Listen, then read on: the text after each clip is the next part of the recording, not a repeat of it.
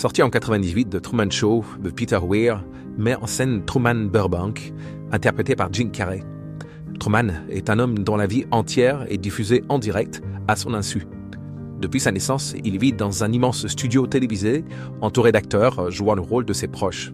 Peu à peu, Truman perçoit des incohérences et découvre que son existence est une mise en scène. Inspiré de ce film, le syndrome de Truman Show désigne un trouble psychiatrique où l'individu est convaincu que sa vie est une émission de télé-réalité, observée en permanence.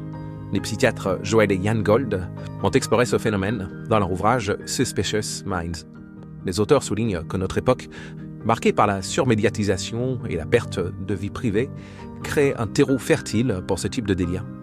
La prolifération des réseaux sociaux, la surveillance numérique et la culture de l'exposition constante peuvent renforcer le sentiment d'être observé.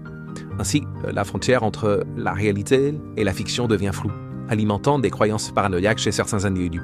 Même si le syndrome de Truman Show peut parfois relever d'un trouble profond, il est aussi le reflet d'un mal-être plus diffus, souvent nourri par l'hyperconnexion, la perte de repères ou un besoin d'authenticité dans un monde saturé de mise en scène. Reprendre le contrôle de sa vie passe par une série d'actions concrètes, simples mais puissantes. Nous vivons dans un monde où tout est partagé, liké, commenté. Pourquoi ne pas chercher à s'éloigner de contenus qui glorifient l'image plutôt que le vécu? Programmer des temps de déconnexion digitale? Remplacer le défilement passif par des activités choisies et créatives?